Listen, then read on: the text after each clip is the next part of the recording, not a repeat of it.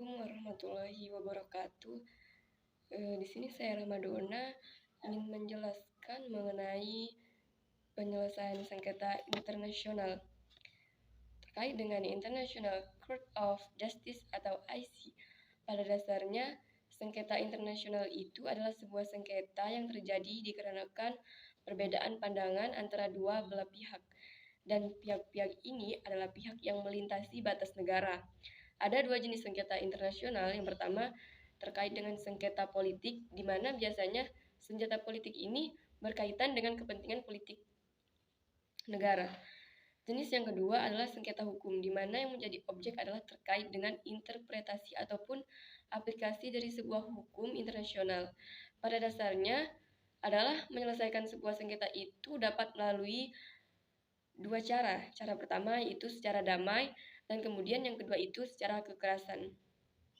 Pembahasan pertama mengenai dasar hukum penyelesaian sengketa secara damai, di mana Konvensi Den Haag 1899 dan 1907 mengenai penyelesaian sengketa tersebut. Pasal 2 ayat 3 Piagam PBB menjelaskan semua negara anggota harus menyelesaikan persengketaan internasional mereka secara damai. Sedemikian rupa hingga perdamaian dan keamanan internasional serta keadilan tidak membahayakan.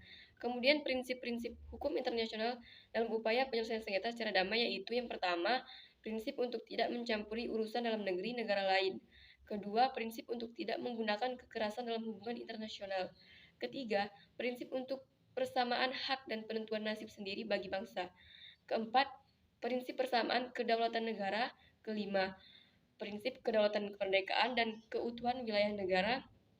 Keenam, prinsip beritikat baik dalam hubungan internasional. Ketujuh, prinsip keadilan dan hukum internasional. Dan kedelapan, prinsip kebebasan untuk memilih cara-cara penyelesaian sengketa secara damai. Cara damai yang pertama adalah negosiasi.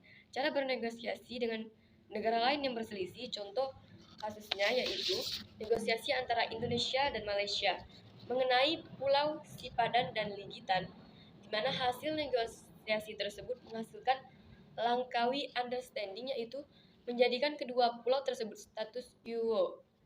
Cara damai yang kedua yaitu inquiry, melibatkan pihak ketiga. Yang perlu digarisbawahi secara ini adalah adanya pembentukan misi pencari fakta, komisi penyelidik internasional atau komisi pencari keterangan. Contoh kasus ini pernah dilakukan Sekjen PBB atas rekomendasi Dewan Keamanan PBB, yang mana menunjuk wakil khusus dalam usaha mencari penyelesaian sengketa.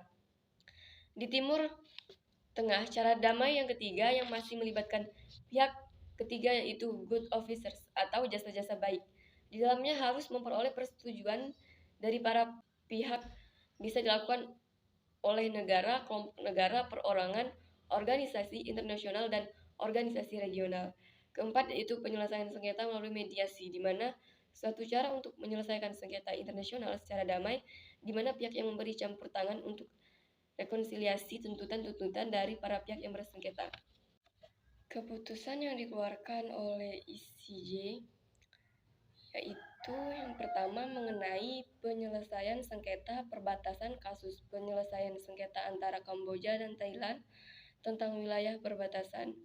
Kedua, sengketa laut di mana batas maritim antara negara-negara seperti kasus sengketa laut Cina Selatan antara Filipina dan Tiongkok.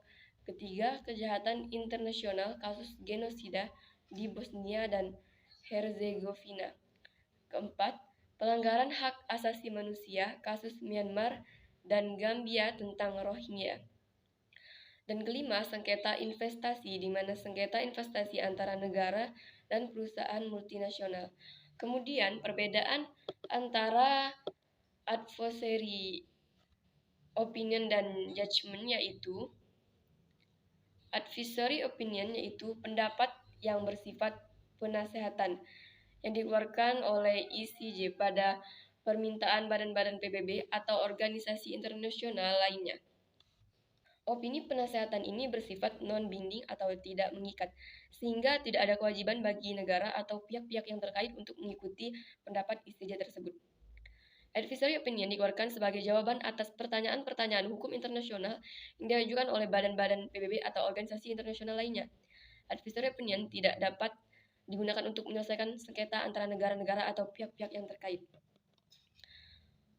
Kemudian, judgment yaitu putusan pengadilan yang dikeluarkan oleh ICJ dalam konteks penyelesaian sengketa antara negara-negara atau pihak-pihak yang terkait. Putusan ini bersifat binding atau mengikat, sehingga pihak-pihak yang terkait wajib mematuhi putusan ICJ tersebut. Judgment dikeluarkan setelah ICJ melakukan pemeriksaan terhadap bukti-bukti dan argumen-argumen dari Judgment dikeluarkan setelah ICJ melakukan pemeriksaan terhadap bukti-bukti dan argumen-argumen dari masing-masing pihak, serta mempertimbangkan prinsip-prinsip hukum internasional yang relevan. Judgment dapat digunakan untuk menyelesaikan sengketa antara negara-negara atau pihak-pihak yang terkait. Kemungkinan hanya itu yang bisa saya jelaskan mengenai penyelesaian sengketa internasional. Saya akhiri. Assalamualaikum warahmatullahi wabarakatuh.